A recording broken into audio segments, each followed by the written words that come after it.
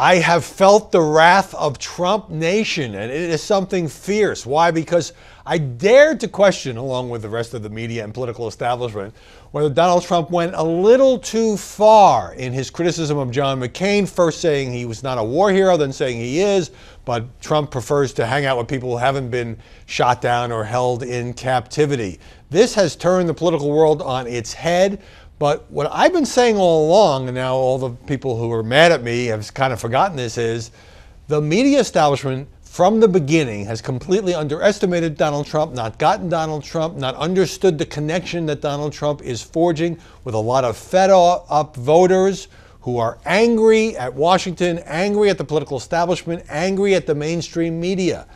And so they love it when Trump goes too far and when he gets attacked, because it reinforces their notion that this is a guy who speaks truth to power, who doesn't have to answer to anybody. He's got all this money, doesn't have to ask for any campaign donations. He doesn't need posters and all of that. But whether or not this proves to be something of a tipping point, because you have the right now turning on Donald Trump. It's not just the left-wing media.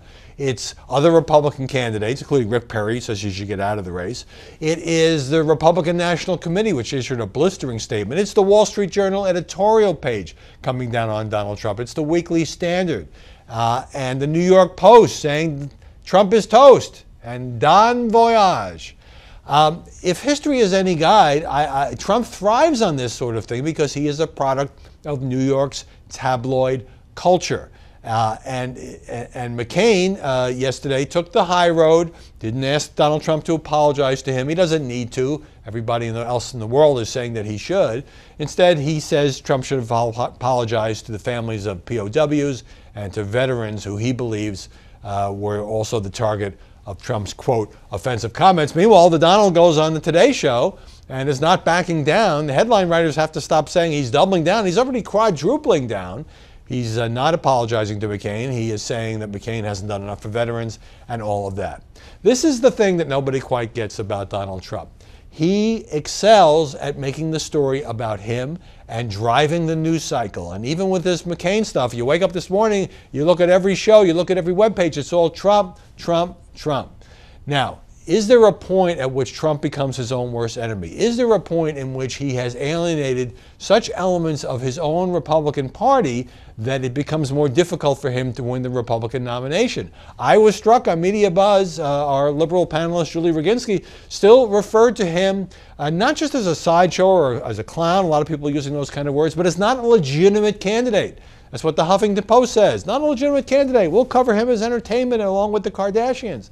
Well, what does Trump have to do to prove that he is a legitimate candidate? He may not be a candidate to your liking. He may be a candidate who says self-destructive things, but he is certainly a legitimate candidate in the eyes of the people who have propelled Donald to the top of the polls. And until the media establishment tries to understand, is able to understand that Trump is playing a different game, and it's not the game that they and their friends in the political establishment are used to playing, until they grasp that, they are still going to be unable to understand what is the great appeal of Donald Trump. We don't know how long this will last, but at the moment, he is cutting through the static like nobody else in politics.